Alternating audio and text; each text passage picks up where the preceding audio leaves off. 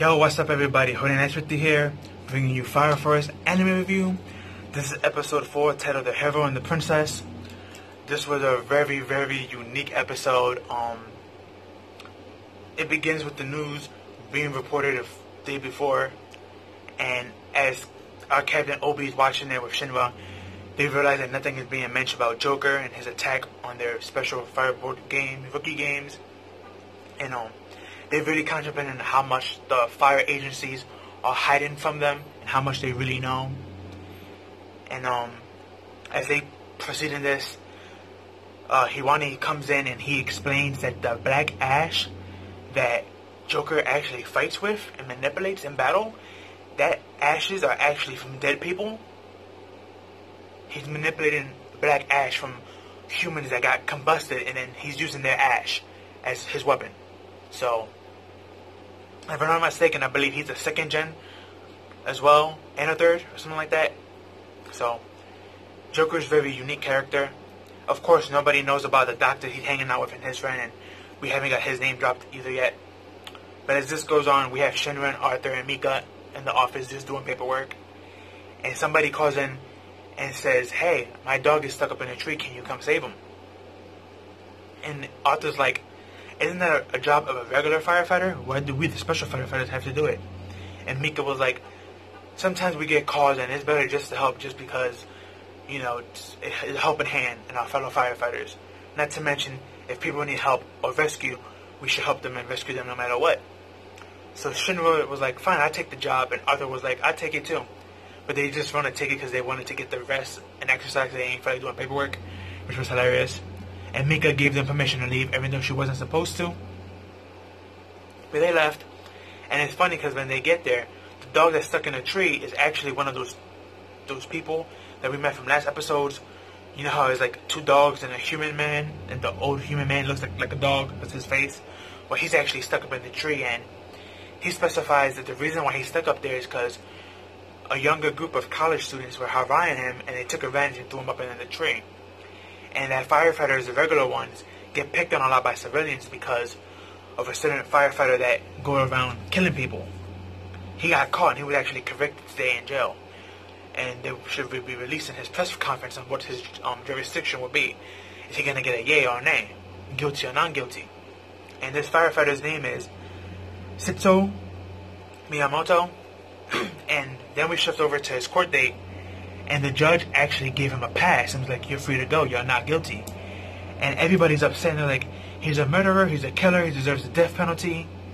And everyone's saying all these mean things, and he's just laughing, and he's like, "I knew the government's going to have my back, and I can go out and do some more killing." And as he's contemplating what he's going to do next, we see black ash surrounds him, and he bursts into flames. And as you see on my thumbnail, he becomes a human combustion. But what makes him unique is, like, unlike the dad from 2 episodes back that he had his, like, memories, but he couldn't speak, this guy has his complete memory and voice intact. And he's acting the same way he's acting always, but now he's being more cocky because he actually has more power now. Because now he's a human combustion, which makes him even stronger and can manipulate fire. And he makes, like, this fire train, and he takes the judge by his neck, and he rings him. And that's how he kills him. And then he goes outside with his lawyer, and he grabs him by the throat. And he was going to do the same thing to him, but Arthur and Shinra arrives and kicks him to the side. And everyone else gets there later on from the 8th Brigade. And he's like, "Y'all can't kill me. I just got a jail deal today, and I'm a free man. And I'm also have my memory intact, and I'm not going crazy. So y'all can't kill me." But Hiwani, he wasn't having that. He shot at him quick, and he's like, "No, I'm not that nice of a guy. I'm not going to let some creep like you, who's the human combustion, just run around freely, doing what you want, hurting more people." Then after that, this guy, he left, and Captain was like, "Yo, Shinra, dispose of him." But he's like, he's a human with his memory. And he's like, "I know, but we need him to be gone, or he's going to continue to hurt people." Then again, Hinawabi, he steps in, he was like, "Yo, Shinra, look, I know you don't want to kill him because he has his memory intact, but he's still a bad human that's a human combustion, and he wants to kill people. So just like any other human combustion, he must be disposed of. You know what to do your job." And he slaps him on the back, and he sends him off. And Shinra, of course, is the only one with the fire abilities to blast off and actually catch up to him. and we get this beautiful fight of him and Shinra. And this is a one-sided fight completely. Shinra is dominating this man with like no problems.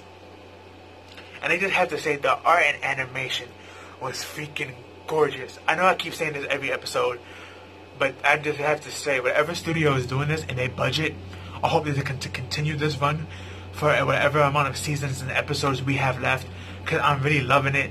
The background noises, the music, the art and animation, the style, the fluent shift back and forth, the way Shinra flies around in battle, it just looks so gorgeous. There's this one beautiful scene where the guy blows up a car and he throws it at Shinra with the firepower, and Shinra kicks it in the air, but then he follows up with that. He goes up in the air with it and he kicks it back going downwards. And you see one of my thumbnail, the guy is like, "You ain't a human or a fighter, you're a devil." And Shinra was like, "No, I'm a human, a hero." And I'm like, oh man. Unfortunately, the fight got ended shortly because somebody from the 5th Brigade jumped him, and they jumped a combustion human and they tied him up in these like non-flammable clothes to conceal his frame and his strength. And then we get to meet the captain of the 5th Fire Brigade. Her name is Princess Hawabani, and basically she tells Shinra, "We are in control now, and we're gonna take this guy." And Shinra was like, "Whoa, this is our jurisdiction. You just can't bust in here and do whatever you want." But then her eyes are pink, but they go from like being regular pink to like a really bright pink with like a flower symbol in the middle of them, looking like she has something like a pink rainy gun type of deal or shiny gun deal. And she looked at Shinra when she does this, and his body overheats and he faints. And she tells 3 of her chicks, her lieutenants, to come down and hold him down. And she's above him, and she's like, "Lick my feet, obey your subordinate, your high commander's orders." And he was looking up, and he just sees her, under her skirt, and he just starts to blush. And she notices that he blushes, so she kind of blushes, and she steps back. And Shinra blows up his feet, and he starts breakdancing with the fire to push everyone off him. And he's like, "I'm tired of how you're acting and how you're acting all superior. I think it's time for you to learn your lesson." And they were about to scrap, but Captain Obi with the rest of the gang got there, and he cooled down the flames, or at least he tried to. But somebody from her squad was like, "Oh, he's the new captain of the A squad. They're a new squad. They don't have a science group or an equipment group or anything, and they don't even remember 5 or 6 people. They have nothing to worry about, and he's a powerless human anyway. He shouldn't even be a captain." And he was just bad-mouthing Captain Obi. So luckily, best girl Mika came in and one-shotted him, and hit the guy so hard in the stomach he just fell. And Princess, I always forget her name, Hibana, she just, she withdraw her fan, which is her weapon, and everyone else is withdrawing their weapons, and, not withdrawing, but drawing out their weapons, and she's like, "You're making too much smoke. If you make too much smoke, it makes flames, and, we take out flames." And his reply was awesome. He was like, "Oh, I'm blowing too much smoke in your face? Well, sorry for you. The 8th Brigade flames don't shut off that easily."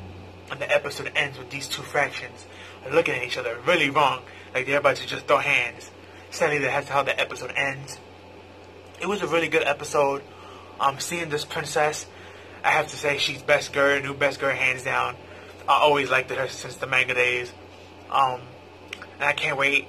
It was kind of hinted that she knew something about Iris, our priestess from the 8th Brigade, because she looked right at Iris and she just looks at her with like this smug face. So we could assume that they know each other from the past. And we also see in this episode that Iris was praying earlier in the morning, and she carried a burnt picture with her, and it was her and some other sisters there. So most likely that picture has something to do with not just her treachery past, but most likely this 5th Sea Captain as well, Princess Hanabana. But but Habina, she's pretty cool. I like her character. But yeah, that was the episode, guys. Really, really dope episode. Love the art and animation and the fights. Can't wait for next episode next week. They might throw hands unless somebody comes in and stop it. But that's all I have for you. Like, comment, share, subscribe, and all that good stuff. Tell me what you like and didn't like about the episode. That's all I have for you. Peace and have a good one.